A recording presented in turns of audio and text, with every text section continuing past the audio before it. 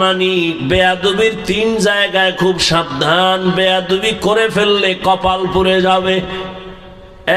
এক, মা বাবার সাথে বেয়াদবি করবা না। দুই, শিক্ষকের সাথে বেয়াদবি করবা না। তিন, উলামায়ে কেরামের সাথে বেয়াদবি করবা না। তোমার ব্যবহারে যদি মা বাবা কষ্ট পায়, কষ্ট পাওয়াটাই বরদোয়া। যদি মা বাবার কষ্ট দিয়া থাকো আর বরদোয়া লেগে যায়, মরার আগে কপাল পুড়ে যাবে। শিক্ষকের অন্তরে যদি কষ্ট দাও রে ছাত্র,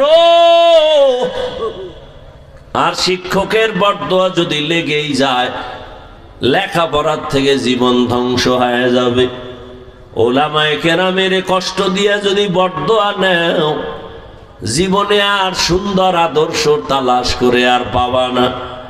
অতএব তুমি ডাক্তার হও, আদর্শবান ডাক্তার, আদর্শবান ইঞ্জিনিয়ার, আদর্শবান একজন প্রফেসর হও। বেয়াদবি কইরা ডাক্তার যদি হও, তাসলিমার মতো জুতা খাইয়া দেশ সারা লাগবে। লিকুল্লি শাইইন জিনাতুন ফিল ওয়ারা ওয়া জিনাতুল মারই তামামুল আদাবি আজ খোদা খাহি মে তৌফিক আদব বেআদব মাহরুম গাশত আজ ফজলে রব। আর মা বাবার কথা মেনে দোয়া নিয়া, শিক্ষকের দোয়া নিয়া, নবীর আদর্শে, উলামায়ে কেরামের পরামর্শ নিয়ে যদি চলতে চাও, আল্লাহর ভয় তাকওয়া অর্জন করো।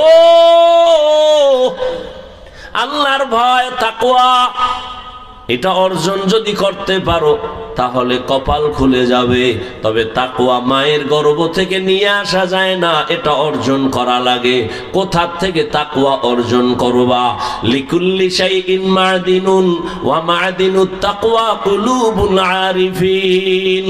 ভালো ভালো জিনিস রাখার গোডাউন আছে, তাকওয়ার গোডাউন হলো আল্লাহর প্রিয় বান্দা যারা, আল্লাহওয়ালা যারা, এদের কলব হলো তাকওয়ার গোডাউন। এরা যখন মোহাব্বতের নজর দিয়া তাকাবে, কলবের মধ্যে তাকওয়ার পাওয়ার চলে আসবে। আউলিয়ারা কারে উকবা ইখতিয়ার, জাহেলারা কারে দুনিয়া ইখতিয়ার। মাইলে মোমেন সোয়ে মোমেন মিশাওয়াত, মাইলে কাফের সোয়ে কাফের মিশাওয়াত। আল্লাহওয়ালাদের নেক নজর লাগাও। আল্লাহর প্রিয় বান্দা যারা, ওলিয়ে কামেল, এদের নজরের মধ্যে পাওয়ার আছে, পাওয়ার। আরে একটা গাঞ্জা করবে নামাজির নজরে যদি পাওয়ার থাকে, আল্লাহওয়ালার নজরে পাওয়ার থাকবে না কেন? একটা দুধের বাচ্চা ফুটফুটে গোলাপের মতো, এক গাঞ্জাখোর বদনজর দিয়া কয় এত সুন্দর, গজব শুরু। পরের দিন থেকে খাওয়া বন্ধ, শুকায় যায়। ডাক্তার বলে কোনো রোগ নাই, মুরব্বীরা বলে বদনজর। ঠিক নি? আপনাদের এলাকায় কদু গাছ দেখবেন, কদু গাছ যারা লাগায় মাঝখানে জুতা টানায়, জুতা টানায়নি কেন? বলে জুতা বড় বরকতের জিনিস, নমরুদের গানে লাগছে। এই জুতা টানাইলে কদু গাছে আর পোকা আসবে না, কদুগুলো ফ্রেশ হবে, ভালো বড় হবে। এই জন্য জুতা লাগায়। কেন লাগায়? বদনজর। কার বদনজর? হুজুরের না গাঞ্জাখোরের? একটা গাঞ্জাখোর বেনামাজির নজরের মধ্যে যদি পাওয়ার থাকে, একজন আল্লাহওয়ালা, জিকির করনেওয়ালা, তেলাওয়াত করনেওয়ালা, তাহাজ্জুদ পড়নেওয়ালা, খাস পর্দাওয়ালা, এ যদি নেক নজর দেয়, এর নজরে কেন পাওয়ার হবে না? এই কথা যারা বুঝে না, এরা ওলি আউলিয়া মানে না। আমি সারা বাংলাদেশে ঘুরে ঘুরে চ্যালেঞ্জ দিয়া বলি, আল্লাহর জাতের কসম, ওয়াল্লাহি যারা ওলি আউলিয়া মানে না, এরা কোরআন মানে না, বুখারী শরীফ মানে না, এরা ভণ্ড। এদের যারা ভণ্ড বলে না তারাও ভণ্ড। আল্লাহ হেদায়েত দান করুন। আল্লাহওয়ালাদের নেক নজর লাগাও। সময় কম, বলার সুযোগ নাই। ও আল্লাহর বান্দা, আল্লাহ বলেন আমাকে ভয় করার মতো ভয় করো, বলে না সাধ্য মতো ভয় করো।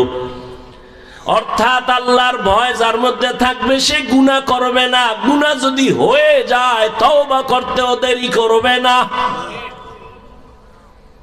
দ্বিতীয় আল্লাহ বলেন ওয়ালা তামুতুন্না ইল্লা ওয়া আনতুম মুসলিমুন। আল্লাহ বলেন এই মুসলমান না হইয়া মরবি না। আল্লাহ বলেন না পীর সাহেব না হইয়া মরবি না, বক্তা না হইয়া মরবা না, মুফতি না হইয়া মরবা না, টাকাওয়ালা না হইয়া মরবা না। আল্লাহ বলেন নাই প্রিন্সিপাল না হইয়া মরবা না। আল্লাহ বলেন নাই মুহাদ্দিস না হইয়া মরবা না, বলেন নাই ব্যবসায়ী না হইয়া মরবা না, বলেন নাই। আল্লাহ বলেন মুসলমান না হইয়া মরবা না। এখানে আমরা যারা আছি সবাই তো মুমিন এবং মুসলমান। এরপরও আল্লাহ মুমিনকে বলে ও মুমিন, মুসলমান না হইয়া মরবা না। মুসলমান তো আমরা সবাই, মুমিন আমরা মুসলমান। আবার কেন আল্লাহ মুসলমান হওয়ার কথা বলেন? ইয়া আইয়ুহাল্লাযীনা আমানু দুখুলু ফিস-সিলমি কাফা ওয়া লা তাত্তাবি'উ খুতুওয়াতিশ শাইতান ইন্নাহু লাকুম আদুউম মুবিন। আল্লাহ বলেন ইসলামের মধ্যে মুমিনেরা পরিপূর্ণ ঢুকে যাও। মুসলমান হওয়ার মানে কি? কয় আমরা সবাই আল্লাহ মানি, নবী মানি, কিন্তু এখনো পর্যন্ত আমাদের ভেতরের দুর্বলতা যায় নাই। নামাজ নাই দাবি করে মুসলমান, হারাম খায় দাবি করে মুসলমান, আমার মুসলমানই অসম্পূর্ণ। আরে মুসলমান কাকে বলে? বলে মুসলমান শব্দটা মুসলিম থেকে, মুসলিম ইসলাম থেকে। আল ইসলামু গরদান নেহাদান বতাআত।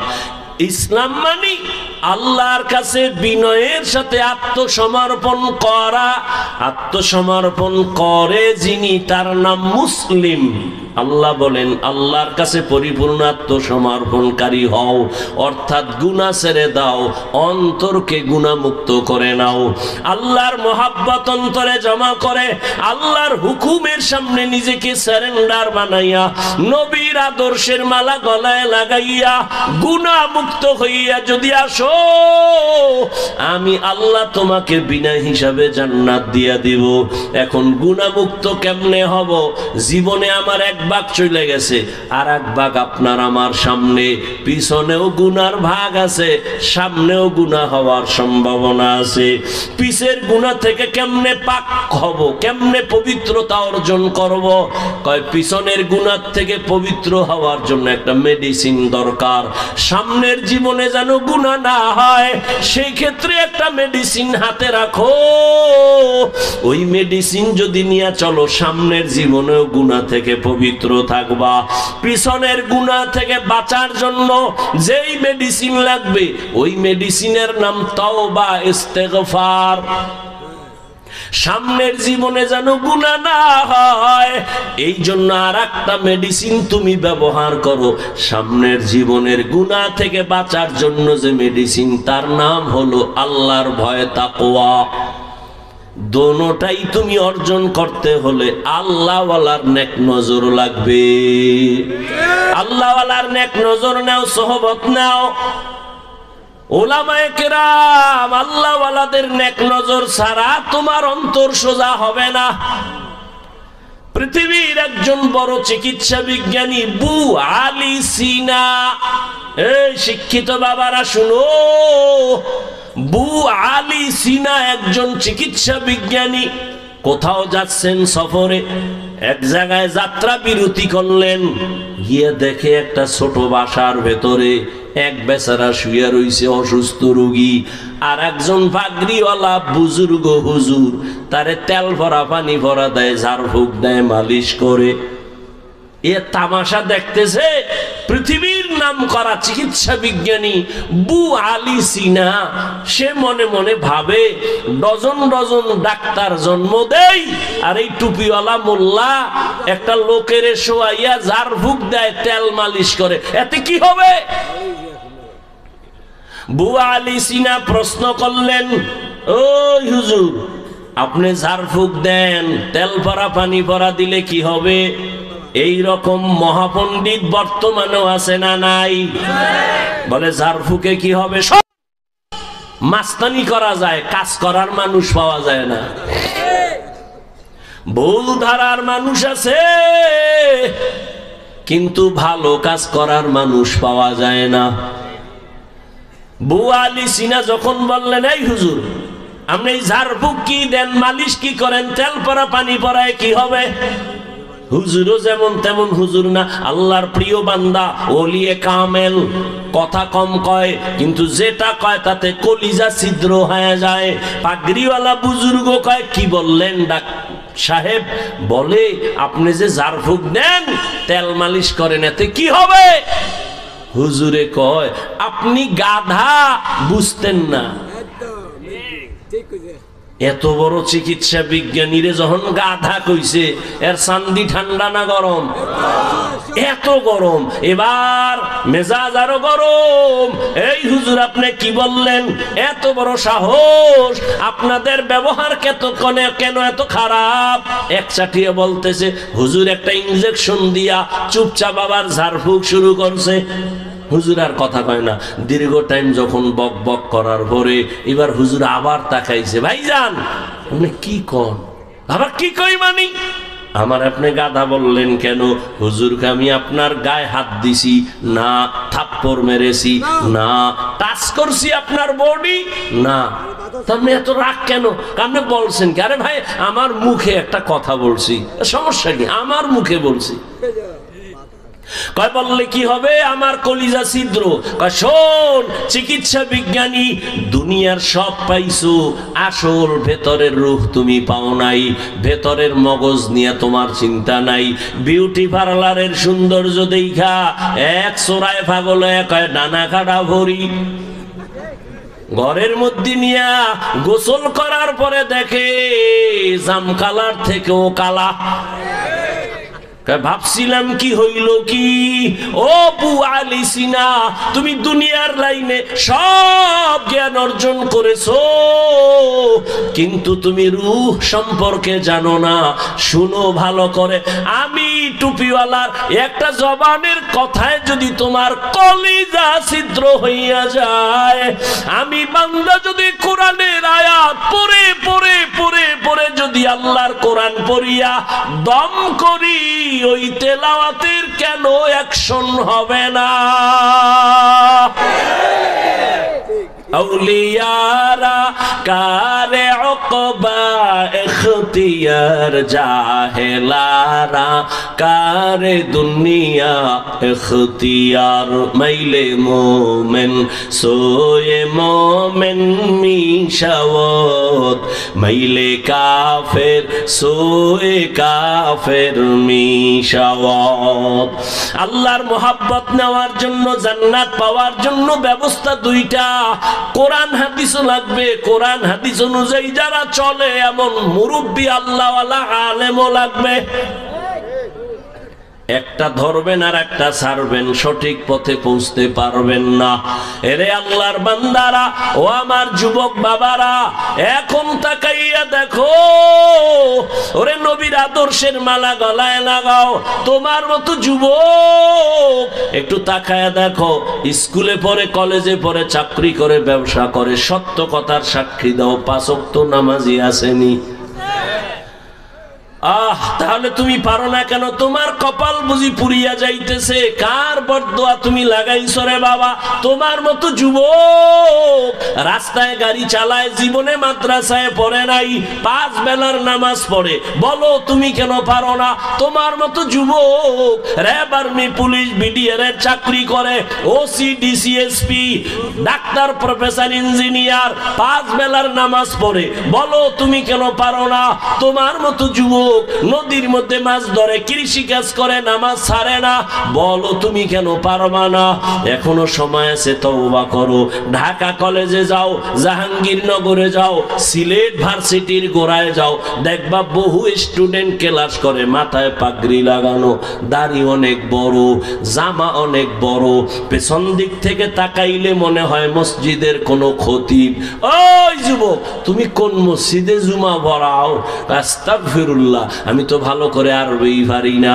তা তোমার এই হালাত কেন? কয় মা বাবার দোয়া আর উলামায়ে আহলে হকের নেক নজর লাগাইয়া। আমি কলেজে ক্লাস করি, আমি পাগড়ি খুলি না। আমি কলেজে ক্লাস করি, দাড়ি কাটি না। আমি কলেজে ক্লাস করি, জামা খুলি না। আমি কলেজে ক্লাস করি, 5 বেলার নামাজ আমি ছাড়ি না। ও যুবক বাবারা, আপনারা কেন পারবেন না? ও পর্দার আড়ালের আম্মা জান, সন্তানদের যত কথা শুনাইলাম, আপনাদের দোয়া আর চেষ্টা না থাকলে হবে না। কারণ গাছ ভালো হলে ফল ভালো হবে। এই দুনিয়ায় যত ভালো ভালো সন্তান আছে, মায়ের অবদানের কারণে। এরে আম্মা জান, এই কারণেই তো আপনাদের অনেক সম্মান। আপনারা নবীদের মায়ের মতো দামি মা, আপনারা সাহাবায়ে কেরামদের মায়ের মতো মা, আপনারা আলেম হাফেজে কোরআনের মায়ের মতো মা। এরে আম্মা জানেরা, আপনাদের এত সম্মান। আপনারা তো আয়েশা রাদিয়াল্লাহু আনহার মতো দামি নারী, ফাতেমা রাদিয়াল্লাহু আনহার মতো দামি নারী, আপনারা তো খাদিজা রাদিয়াল্লাহু আনহার মতো দামি নারী, আপনারা তো ইসমাইল নবীর মা হাজেরা আলাইহিস সালামের মতো দামি নারী, আপনারা তো ঈসা নবীর মা মারিয়াম আলাইহিস সালামের মতো দামি নারী। আপনারা তো এই দুনিয়ার বড় বেঈমান ফেরাউন। জানেননি এই ফেরাউনের স্ত্রীর নাম কি? আসিয়া। এত বড় বেঈমানের ঘরে থাকিয়াও আমার আল্লাহকে আপন করেছেন। মায়ার নবী বলেন, কিয়ামতে আসিয়ার সাথে আমি মুহাম্মদের সাথে বিবাহ হবে। ও পর্দার আড়ালের আম্মা জান, মনটা কি চায় না একটা আদর্শ সন্তানের মা হইয়া কবরে যাবেন? আপনার সন্তান আদর্শবান ডাক্তার হবে, আপনার সন্তান আদর্শবান ইঞ্জিনিয়ার হবে। এরে আম্মা জানেরা, আপনার মতো কত মা এই এলাকায় এখনো আছে, বেপরদায় চলে না, নামাজ ছাড়ে না, মোবাইলে সময় নষ্ট করে না, স্বামীর মাল খেয়ানত করে না, সন্তানগুলো আদর্শওয়ালা বানানোর চেষ্টা করে। এরে আম্মা জান, আপনারা কেন পারবেন না? আপনি তো আল্লাহর মোহাব্বত নিয়ে পারতেন স্বামীর জন্য দোয়া করতে। ও আল্লাহ, স্বামীরে হায়াত দাও, কামাই রুজিতে বরকত বাড়াও, আমার স্বামীকে হেফাজত করো। আর স্বামীরে যদি নামাজ পড়া দোয়া কইরা বুঝাইতেন, স্বামী তুমিও নামাজ পড়িও, নামাজ স্বামীও পড়া শুরু করতো।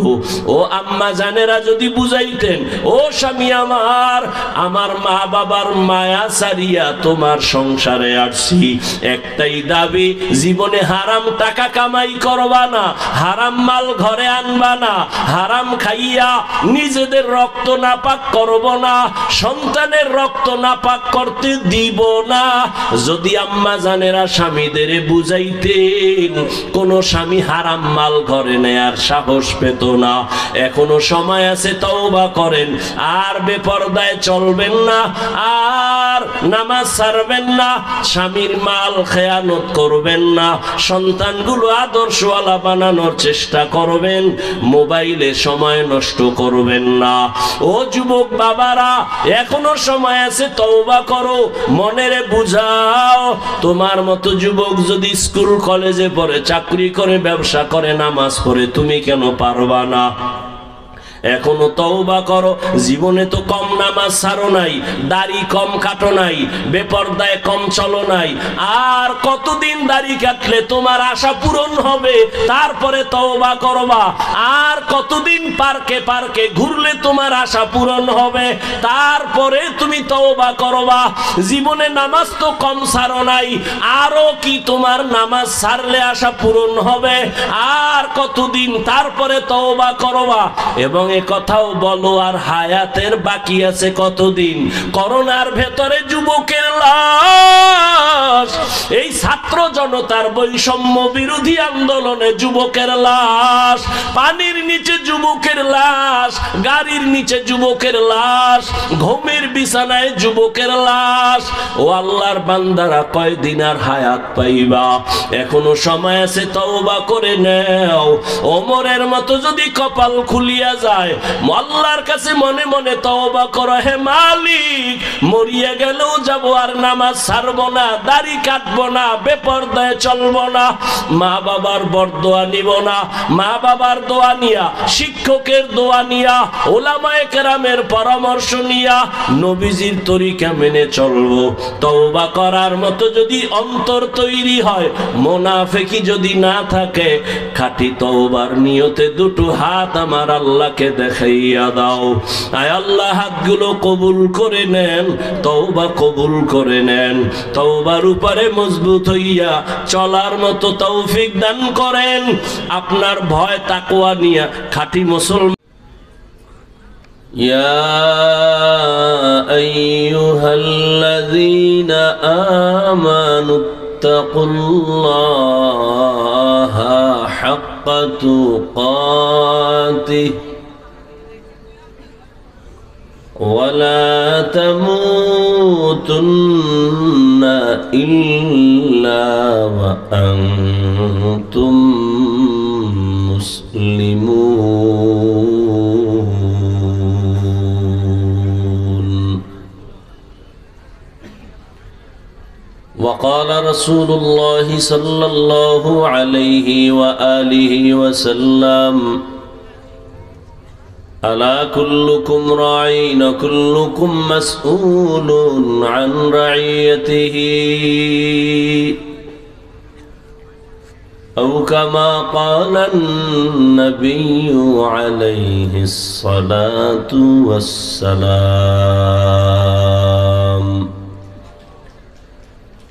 صدق الله مولانا العظيم، وصدق رسوله النبي الأمي الكريم، ونحن على ذلك من الشاهدين والشاكرين والذاكرين، والحمد لله رب العالمين.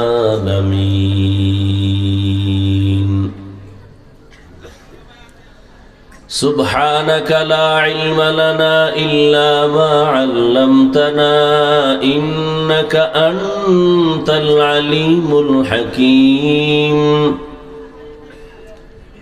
رب اشرح لي صدري ويسر لي أمري واحلل عقدة من لساني يفقه قولي. यहाँ हम सब मुसाफिर हैं, कब्र आखिर ठिकाना।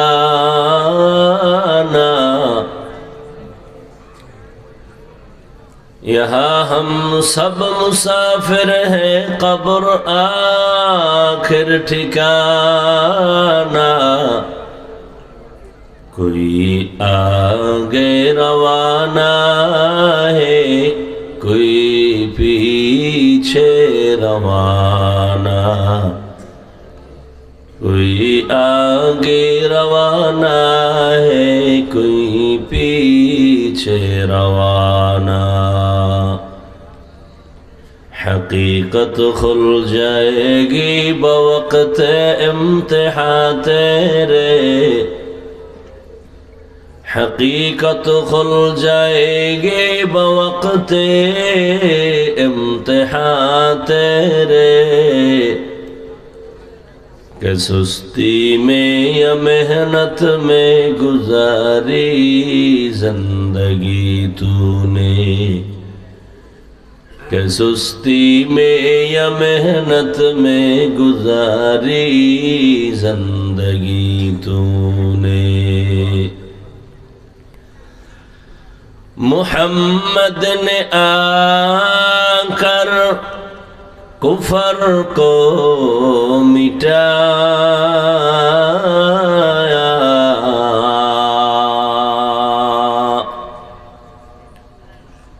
محمد نے آ کر کفر کو مٹایا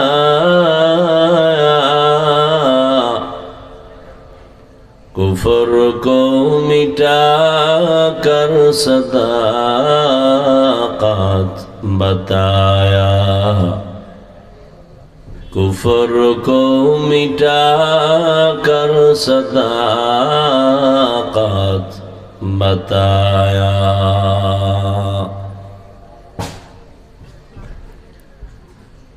ঐতিহ্যবাহী বিরামচর যুব সমাজের উদ্যোগে আয়োজিত তাফসীরুল কোরআন মাহফিল দুদিন ব্যাপী মাহফিলের সমাপনী দিন 18 জানুয়ারি 2025 মহতি এ মাহফিলে উপস্থিত মুহতারাম সম্মানিত সভাপতি হযরত মাওলানা শাহ আলাউদ্দিন সাহেব দামাত বারাকাতুহুম প্রধান অতিথি আমির আঞ্জুমান হেফাজত ইসলাম জানশীন বরুণী পীর কামেল হযরত মাওলানা মুফতি রশিদুর রহমান ফারুক দামাত বারাকাতুহুম অন্যান্য হযরত উলামায়ে কেরাম অত্রাঞ্চলের বিভিন্ন স্থান থেকে আগত আল্লাহ পাকের আশিকিন জাকিরিন শাকিরিন মুহিব্বিন মুরব্বিয়ান এজাম কলিজার টুকরা আমার সমবয়সী যুবক বন্ধুগণ স্নেহের ছোট ভাই পর্দার আড়ালে মাইকের আওয়াজ শ্রবণরতা সম্মানিতা মা ও বোনেরা আল্লাহ পাক রব্বুল আলামিনের দরবারে লাখো কোটি শুকর যে আল্লাহ পাক আমাদেরকে সুস্থ রেখেছেন এবং পৃথিবীর শ্রেষ্ঠ মজলিস উলামায়ে আহলে হকের মজলিস গুনাহ মাফের মজলিস তওবা কবুলের মজলিস বরকতি এ মজলিসে আমাদেরকে হাজির হওয়ার তৌফিক দান করেছেন নিয়ামতের শুকর আদায়ার্থে ঈমানের আওয়াজকে উঁচু করে এক আওয়াজে সকলেই পড়ি আলহামদুলিল্লাহ दरूद सलाम सय्यदुल मुरसलीन रहमतुल लिल आलमीन शफीउल मुज़निबीन खातमुन नबिय्यीन सय्यदुस सकलैन इमामुल मुरसलीन शफीअ आज़म रसूल अकरम रहमत आलम नबियुल अरब अल आज़म हबीब किबरिया अशरफुल अंबिया सय्यदुल अंबिया शफीअ महशर साक़ी कौसर आक़ा नामदार मदीना का ताजदार आफ़ताब नबूवत फ़ख्र मौजूदात सय्यदुल मखलूक़ात हज़रत मुहम्मदुर रसूलुल्लाह सल्लल्लाहु अलैहि व आलिहि वसल्लमेर ऊपर এই কো হয় কেন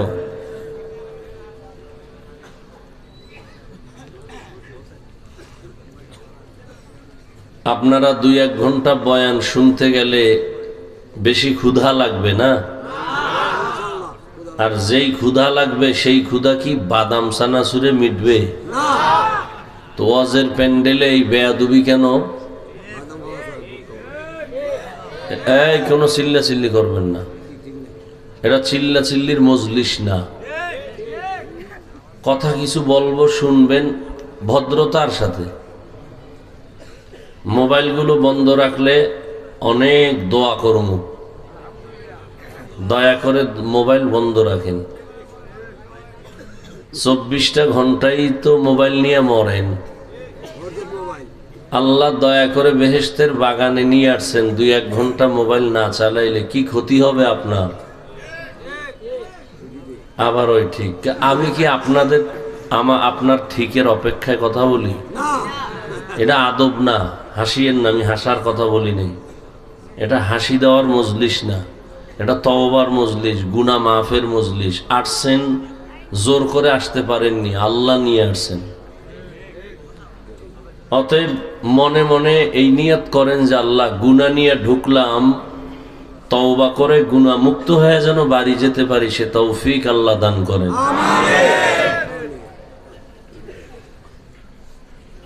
এই মোবাইল বন্ধ করতে বলছি, শুনেন না?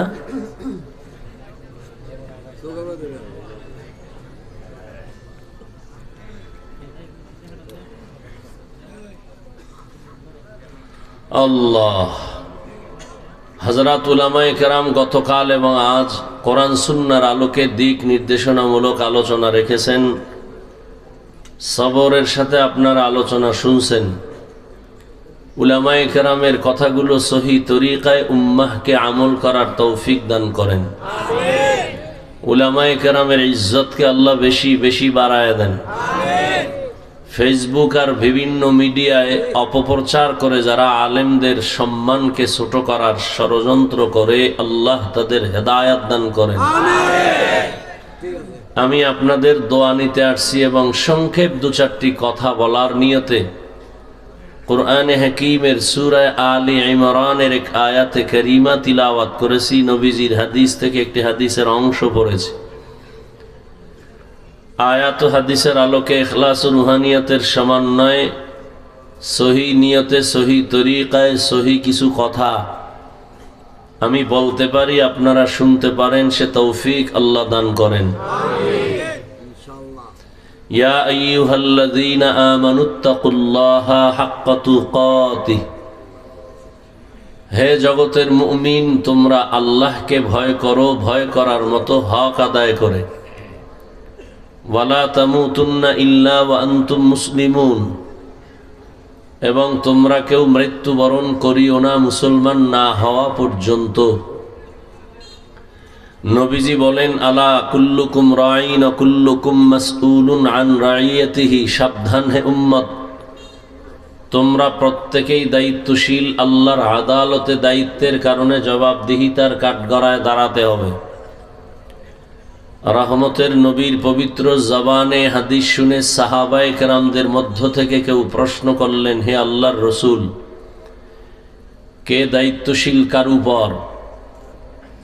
রহমতের নবী বিস্তারিত বুঝায় দিলেন, অধীনস্থদের জন্য যে গার্ডিয়ান হবে, কর্তা হবে, সে অধীনস্থদের দায়িত্বশীল।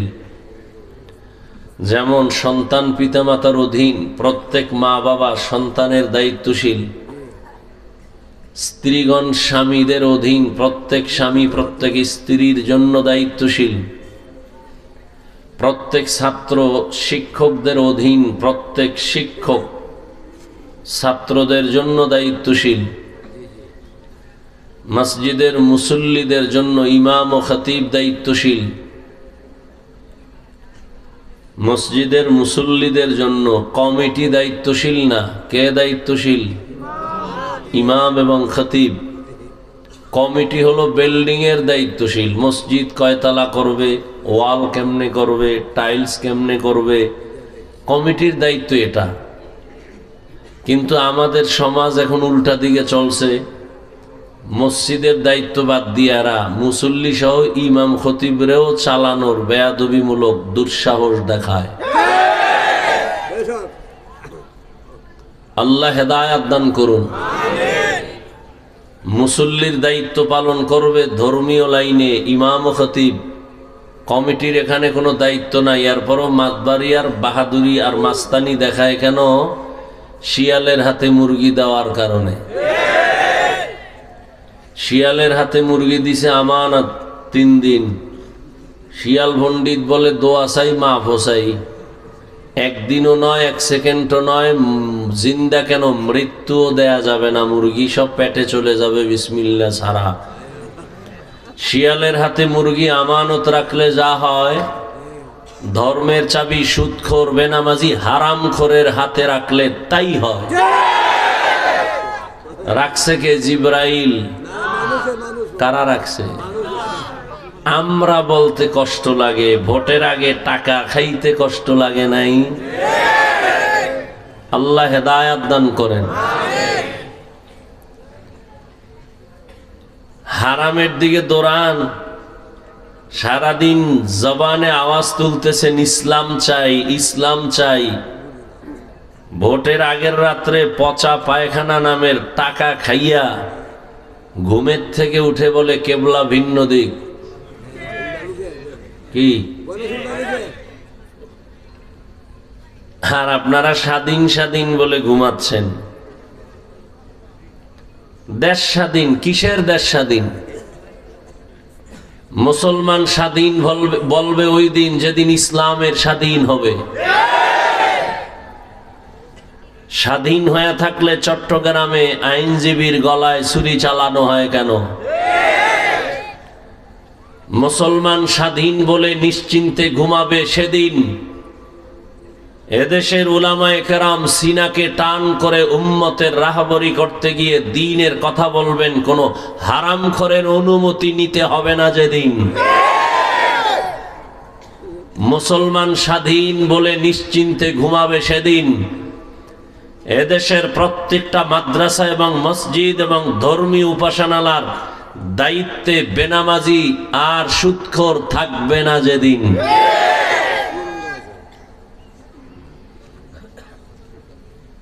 বড় কঠিন এক হালাত। আল্লাহ সব ভাইকে দ্বীনের সহি সমঝ দান করেন। তো মুসল্লিদের দায়িত্ব কমিটি না ইমাম খতিব? ইমাম ও খতিব। ওয়ার্ডের দায়িত্বশীল একজন মেম্বার, ইউনিয়নের দায়িত্বশীল চেয়ারম্যান, গোটা দেশের দায়িত্বশীল সরকার প্রধান, উম্মতে মুসলিমার দায়িত্বশীল উলামায়ে আহলে হক। আর একজন সাহাবী দাঁড়াইলেন, ইয়া রাসূলুল্লাহ, আমার অধীনেও কেউ নাই, আমিও কারো অধীনে নাই, আমার দায়িত্ব কি? রহমতের নবী বললেন, আপনি আপনার অঙ্গ প্রত্যঙ্গের দায়িত্বশীল। দুটো হাত আল্লাহ দিয়েছেন, দুটো চোখ দিয়েছেন, দুটো পা দিয়েছেন, এগুলো আলাদা আলাদা ডিউটির জন্য দিয়েছেন, অনর্থক আল্লাহ দেন নাই, প্রত্যেকের ডিউটি আছে। কিয়ামতের দিন রব্বে করিম জিজ্ঞাসা করবেন, এই হাতের ডিউটি যথাযথ পালন করেছো? অনেক গুনাহগারেরা আযাবের ভয়ে, শাস্তির ভয়ে বলবে, হ্যাঁ করেছি, অথচ করে নাই। আল্লাহ তো গাইবের মালিক, সে তো জানবেন। সাথে সাথে জবান বন্ধ করে আল্লাহ হাতকে অর্ডার দিবেন, এই হাত কথা বলো। হাত আসলে কথা বলতে পারে না, এটাই বাস্তব। নাকি আপনাদের শায়েস্তাগঞ্জের হাত কথা বলতে পারে? এখান থেকে মুমিনের একটি বিশুদ্ধ বিশ্বাস অন্তরে রাখতে হবে। পৃথিবীর যে সমস্ত মানুষ এবং বিবেক বলবে এটা অসম্ভব, হবে না, মুমিনের আকীদা থাকতে হবে, হবে না অসম্ভবকে একমাত্র আল্লাহর কুদরতের দ্বারা সেটা হবে এবং সম্ভব। মরা গাছে কথা বলতে পারে না, এটাই বাস্তব। আল্লাহর কুদরতে পারে না, পারে না। দুধের বাচ্চা কথা বলতে পারে না, আল্লাহর কুদরতে পারে। হাত কথা বলতে পারে না, আল্লাহর কুদরতে। এই বিশ্বাস যদি অন্তরে থাকে তো ওলিয়া উলিয়াদের কারামতকে আর অস্বীকার করার সুযোগ থাকবে না। আল্লাহ সহি সমঝ আমাদেরকে দান করেন। হাত আল্লাহর সামনে কথা বলবে, কেমনে বলবে? ওয়াল্লাহু আলাম, সব বলে ফেলবে। হেদায়ার মালিক। এই হাত দিয়ে তুমি যে কাজ করতে বলেছো সে ডিউটি পালন করে নাই। হাত দ্বারা মা বাবার কল্যাণে ব্যবহার করবে, করে নাই। হাতের দ্বারা আলেমদের সহযোগিতা করবে, করে নাই। হাত, এই যে 5টা আঙ্গুল এক হাতে আছে, এক একটা আঙ্গুলের ভেতরে 4টা করে কি আছে? গিরা আছে। আল্লাহ এগুলো অনর্থক দেন নাই। 5 বেলার নামাজ আদায় করে তুমি ডান হাতের আঙ্গুলের গিরাগুলো গুনে গুনে 33 বার পড়ো সুবহানাল্লাহ, 33 বার পড়ো আলহামদুলিল্লাহ, 34 বার পড়ো আল্লাহু আকবার। আঙ্গুলের গিরাগুলো গুনে গুনে তুমি হক আদায় করো। হাত বলবে হেদায়ার মালিক, এই হাত দ্বারা কোনো নেক আমল করে নাই, বরং আঙ্গুল দিয়া মোবাইল সামনে রেখে ফেসবুকে শুধু দ্বীন ইসলাম আর আলেমের বিরুদ্ধে ব্যবহার করেছে। চোখ বলবে হে মালিক, চোখ যেই ডিউটি করার জন্য তুমি বানিয়েছো ওই ডিউটি চোখ করে নাই। চোখ দিয়া মা বাবার চেহারা দেখবে সওয়াব, এ চক্ষু দিয়া আল্লাহর কোরআন খুলিয়া তাকাইয়া তাকায়া দেখবে সওয়াব, এই চোখ দিয়া আল্লাহর ঘর বাইতুল্লাহর দিকে তাকায়া থাকবে সওয়াব, উলামায়ে আহলে হকের চেহারা দেখবে সওয়াব।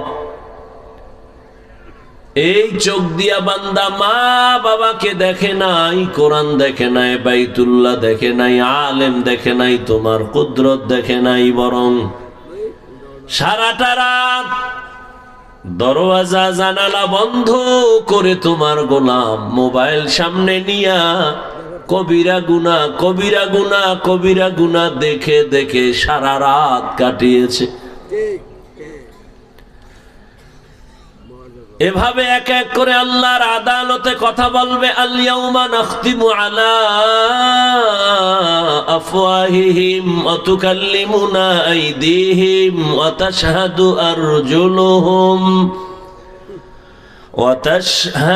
আরজুলুহুম বিমা কানু ইয়াকসিবুন।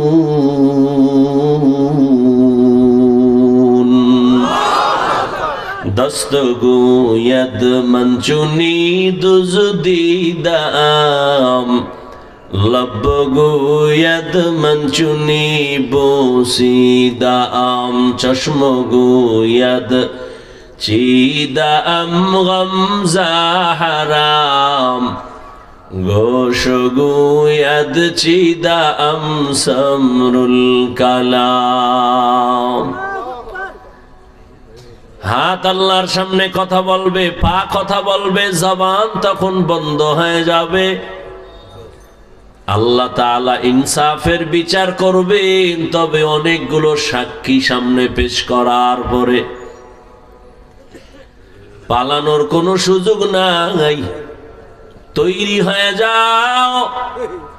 দেখতে দেখতে হায়াতের 3 ভাগের 2 ভাগ চলে গেল। রহমতের নবীর উম্মতের হায়াত গড়ে 60 থেকে 70-এর কোঠায়।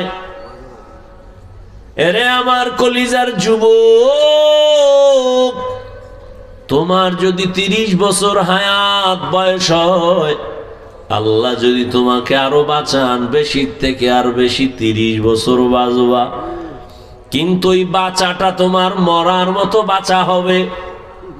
কারণ তোমার ওই শেষ বাঁচার দিনটা পর্যন্ত আমার আল্লাহর আদালতে সব লেখা।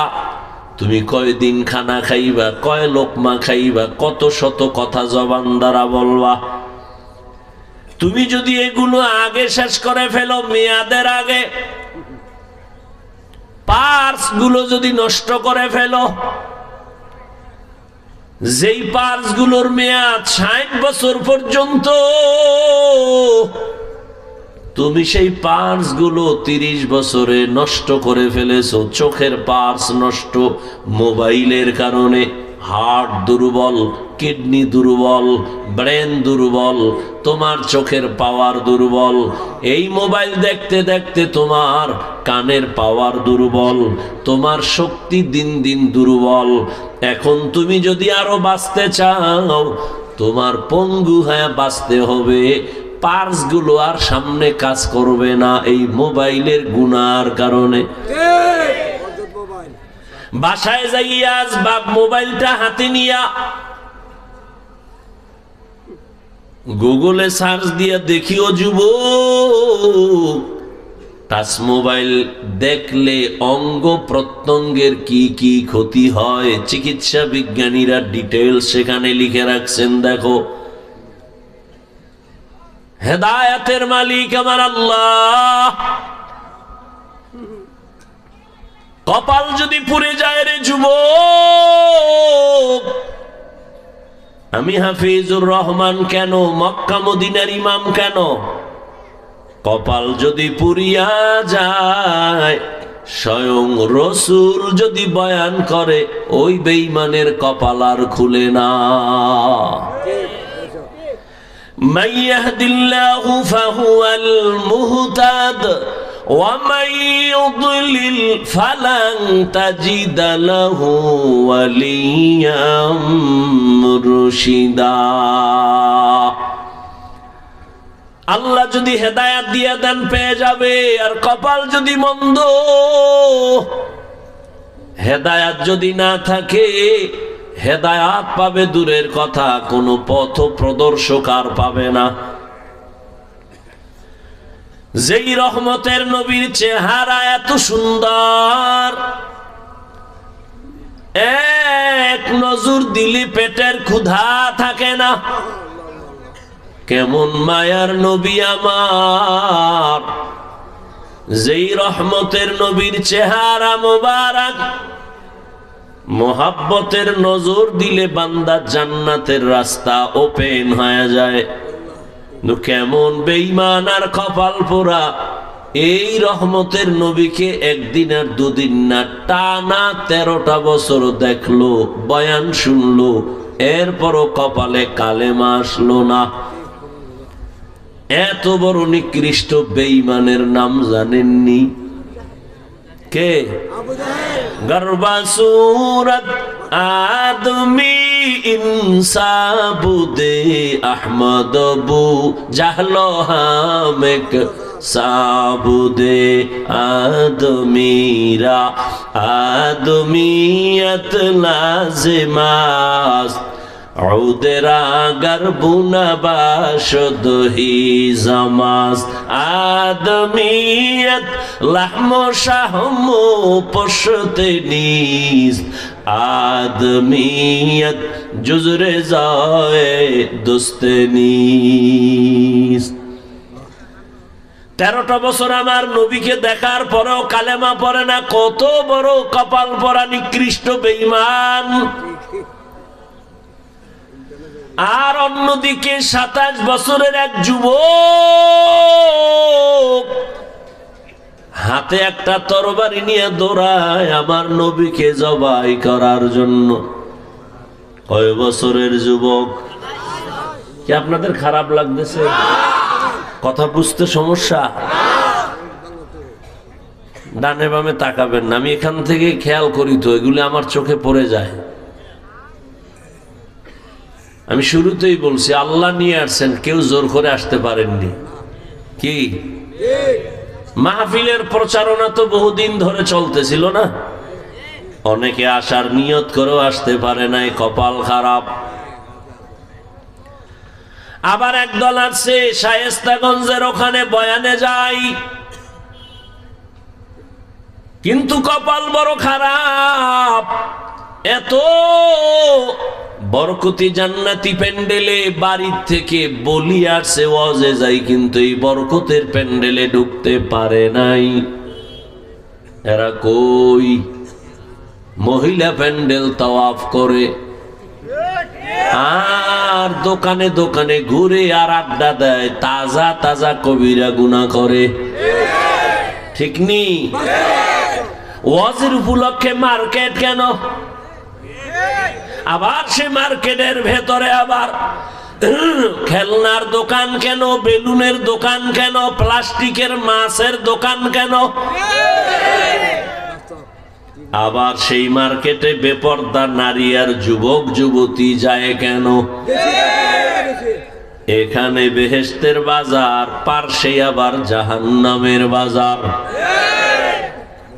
সারা দেশের হালাত এটা, শুধু এখানের কথা বলছি না, সারা দেশের এই হালাত। জাতির কপাল বড় খারাপ। জাতি কয় আমগো আকাম বাদ দেওয়া যাবে না, প্রয়োজনে বক্তা বাদ দাও, আমগো আকাম চলবে। বক্তা বাদ দাও, আকাম বাদ দেওয়া যাবে না। ওয়াজে আইছে, বেলুন কিনছে, বেলুন প্লাস্টিকের মাছ কিনা মোনাজাতের পরে কান্দে ঝুলায় বাড়ি যাবে।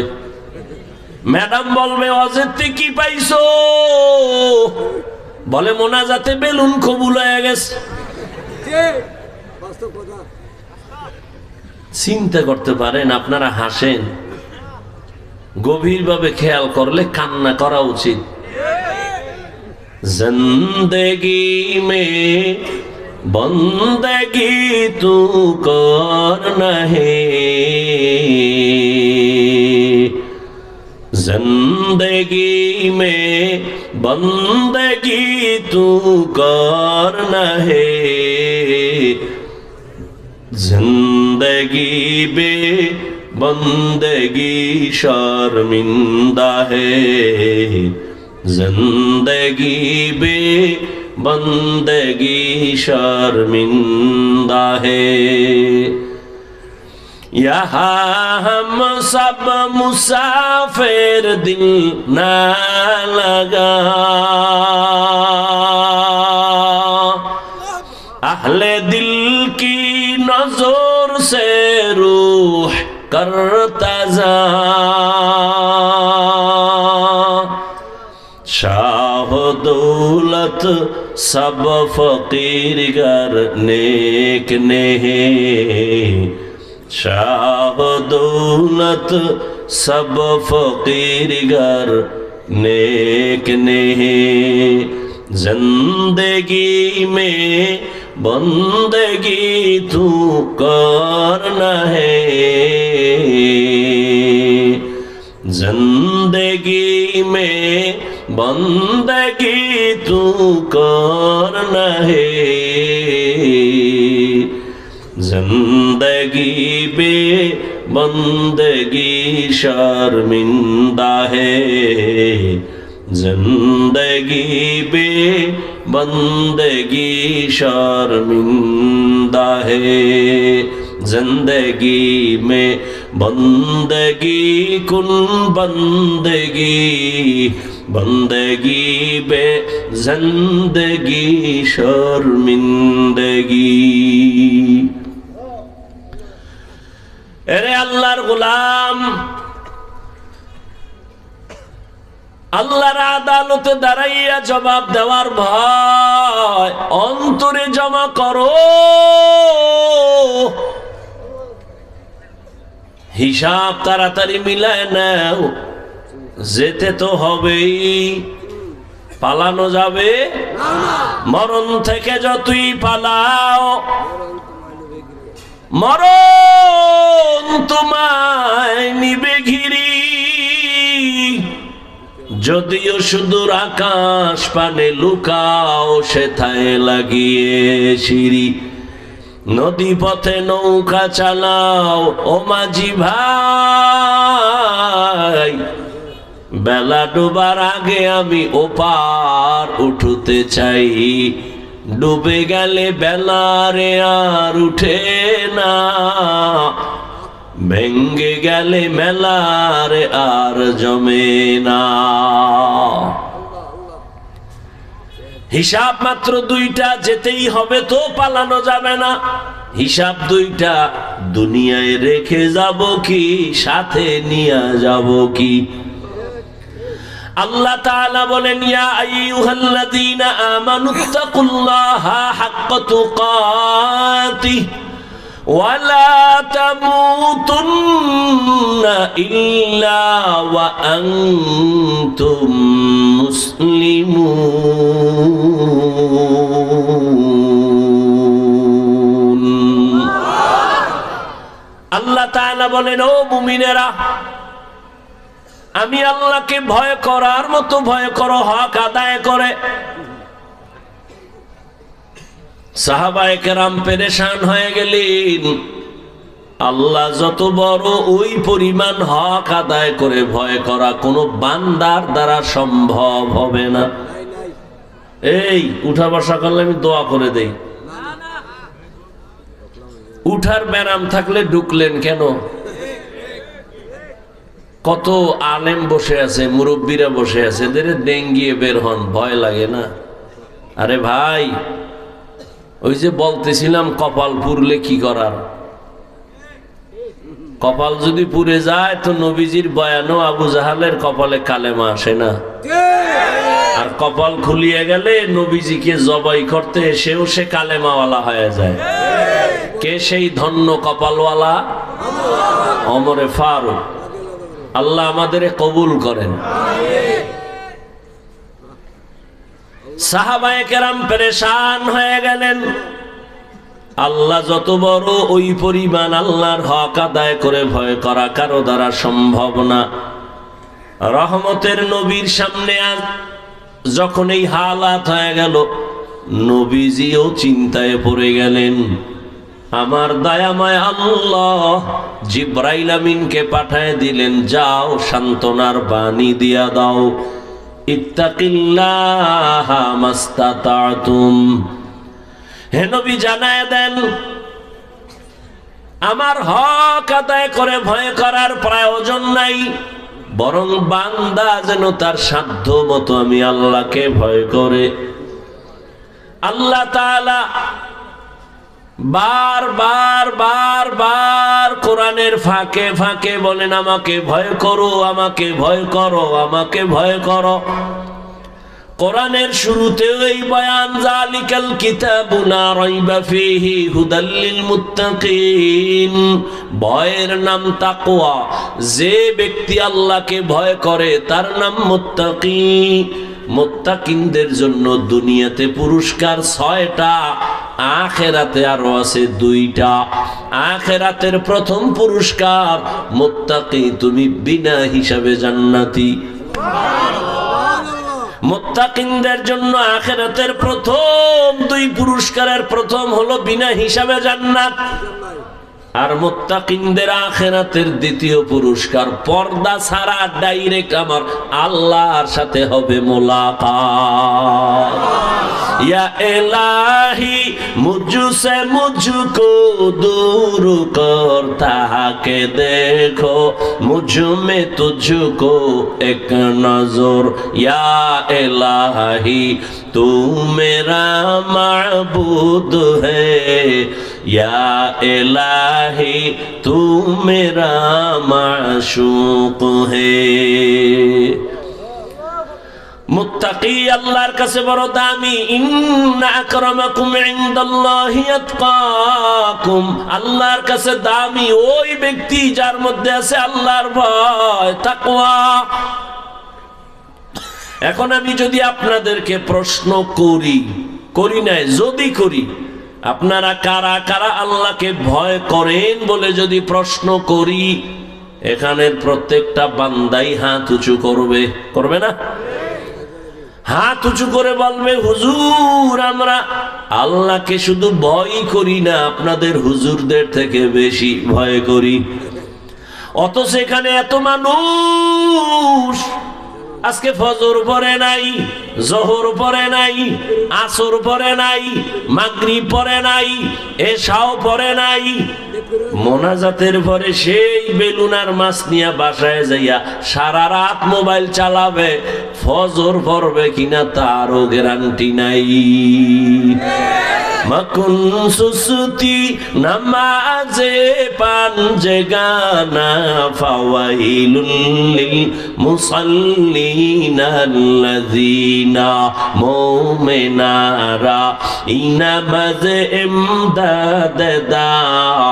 ইস্তাঈনু আয়াতে কুরআন ওয়া আয়াতে কদ আফলাহারা ইয়াদিকুন গৌরু কুন্দর মানি আজদিল সাদিকুন। নামাজ না পড়িয়াও বলে আমি আল্লাহকে ভয় করি, আমি নামাজ 5 বেলার পর পড়িয়াও বলি আল্লাহকে ভয় করি, আমি দাড়ি ঠিক রেখে বলি আল্লাহকে ভয় করি, আর আপনি দাড়ি কেটে সেটে বলেন আল্লাহকে ভয় করি, আমি পর্দা ঠিক রেখে বলি আল্লাহকে ভয় করি, আপনি পর্দা লঙ্ঘন করে বলেন আল্লাহকে ভয় করি।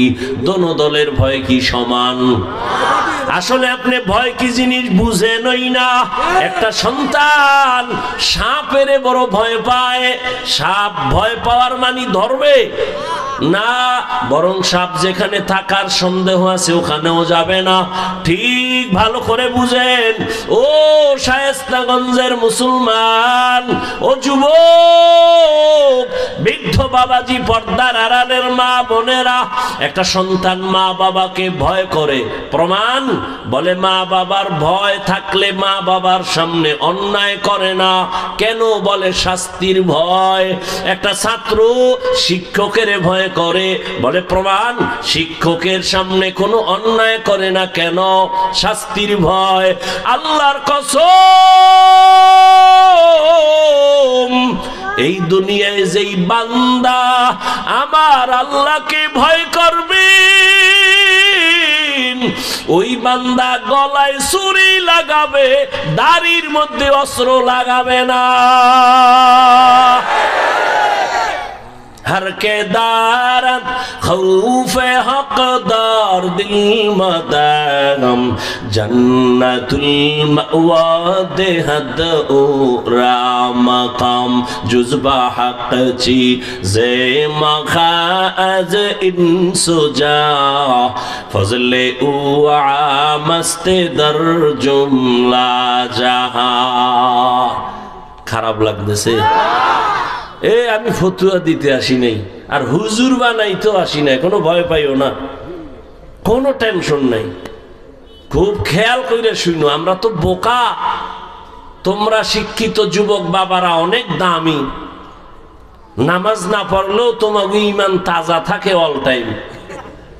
আমরা বোকা, আর আমি হাফিজুর রহমান তো আরো বোকা। কারণ আমার এলেম নাই, আমল নাই, কিচ্ছু নাই। আমি নিজেই বলতেছি সত্যি আমার মধ্যে কিছুই নাই। এরপরেও কেন শায়েস্তাগঞ্জের মানুষ তোমরা কেন বয়ান শুনতে আসছো তাও আমার জানা নাই। তবে আমার সাহস, একটা শক্তি আমার আছে। মা বাবার চোখের পানি আর দোয়া, আর আল্লাহর প্রিয় বান্দা আল্লাহ ওয়ালা যারা, তাদের নেক নজর।